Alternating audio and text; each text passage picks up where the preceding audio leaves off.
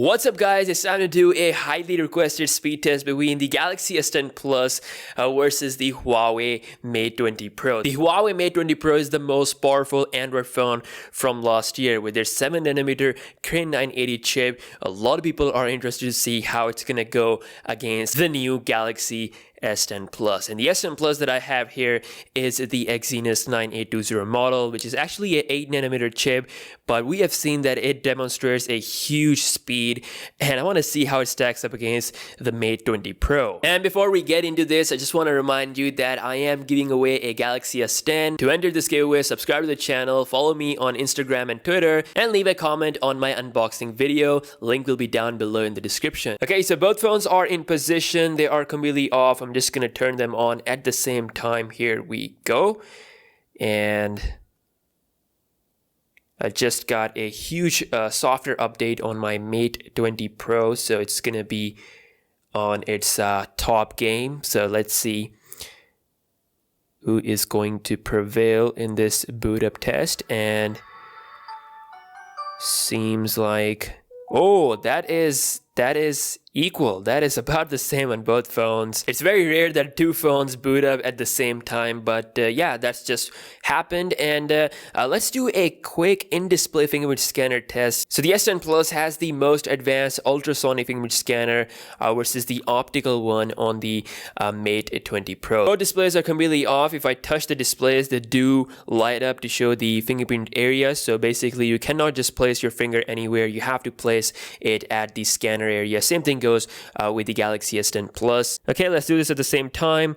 And as you can see, the S10 Plus was just a tiny bit quicker. Now, one thing that I've noticed is that with the Galaxy S10 Plus, you don't have to press the display at all. I mean, you just have to place the thumb like at the surface and it just unlocks the phone. Whereas on the Mate, because it's optical, because it uses the screen light to read the finger pattern, it cannot work. You know, I'm touching the display, it's not unlocking. So I have to apply a bit of force for that to actually read the fingerprint. So that is the difference between the ultrasonic and the optical scanner. So now I'm going to try it out with the display on. So if the display is on, you touch the display, it still requires some force. So that's that. All right, let's just unlock at the same time. And seems like the S10 Plus is a bit quicker. Just slight difference there with the speed. All right, let's get down to the apps opening test. And both companies have said that the apps opening speed have improved a lot compared to their previous generation. This is going to be one interesting war, so everything is closed up in the background.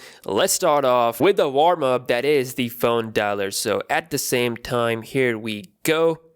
And I think that's a little bit quicker on the Huawei Mate 20 Pro settings. And that is almost about the same. But let's get down to the juicy stuff, which is the third-party application, starting with Subway Surfers. And let's see. Okay, Huawei Mate 20 Pro slightly faster there compared to the S10 Plus. All right, moving on to another heavy game that is going to be Asphalt 9.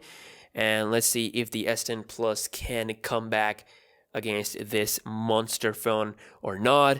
This is definitely a huge game, obviously. So let's see. Okay, both phones are loading up. And seems like the S10 Plus just slightly quicker, very less difference, I would say. Mate 20 Pro is definitely bringing the fight here. So moving on to Spotify, and that's quicker on the S10 Plus. YouTube, and a little bit quicker on the Galaxy S10 Plus. Reddit, and I think about the same, was really quick on both. SoundCloud, and faster on the Mate 20 Pro. We've got Smash Hit, another game, and that is about the same. Guys, this is the most powerful phones out there. They are going toe to toe, and so far they're looking amazing. I'm just gonna go down to another game that is going to be pinned out. Here we go.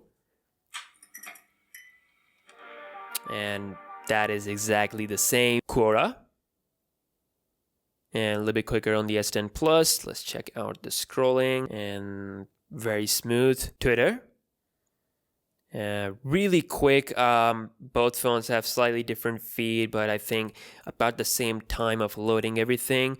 As far as the scroll goes, very smooth.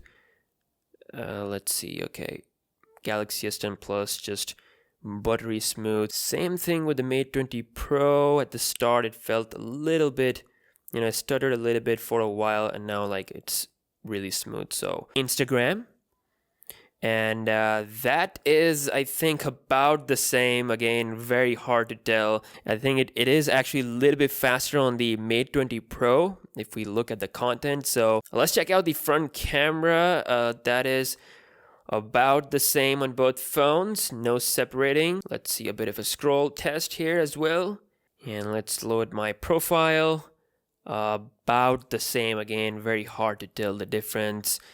Really good performance on both phones. Wow, guys, I told you that this test is going to be a tough one, and it is. I mean, Mate 20 Pro really does prove that it is the best of last year. Let's get down to the Photoshop Express, and that